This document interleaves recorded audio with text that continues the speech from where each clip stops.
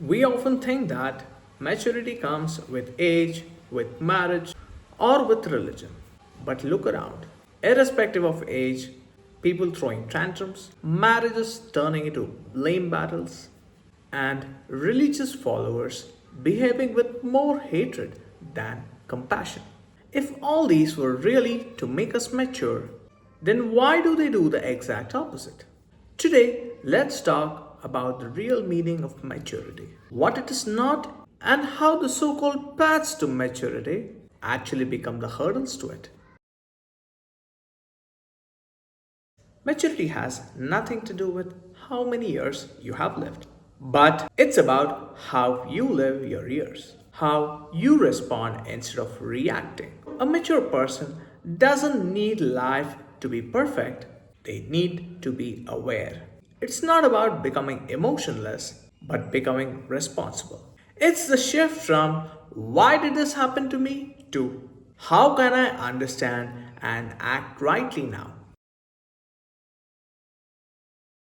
Religion was meant to make us grow, to make us sensitive, compassionate, and thoughtful. But what has it become? A tool for comparison, division, superiority, guilt, and fear. The moment religion turns into an identity, it stops being a path to maturity.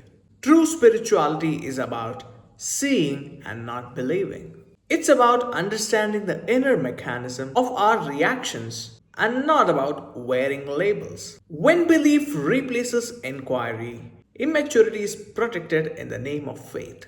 You stop growing and you start defending. That's why most people don't evolve. They only decorate their ego with religious words.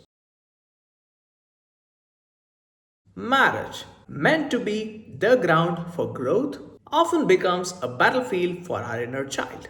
Why? Because most of us enter marriage still blaming. As children, we start blaming ourselves. I'm not good enough. Then we blame our parents. Mom didn't love me enough. Dad never understood me. Later, the same pattern continues. Now it's the turn of the partner, the boss, the colleagues, and the world. What we call relationship fights are often old wounds looking for new targets. Instead of meeting our partner, we often meet our own unhealed parts. Maturity is when I realize my partner is not the problem, but my perception is. A 2-year-old throws a tantrum because his toy broke. A 60-year-old throws a tantrum because his health broke, or his family broke their heart, or finances didn't go his way. The form has changed and not the mind. We keep blaming because blame gives temporary relief. It saves us from facing ourselves.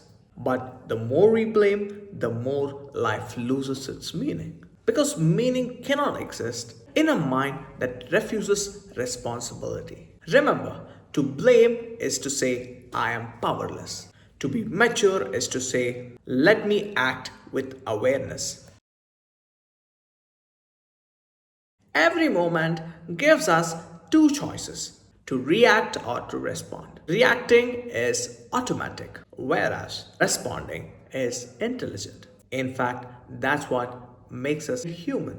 When we give the benefit of doubt to others, we free ourselves. When we own up responsibility, we grow. When we focus on action, life starts cooperating.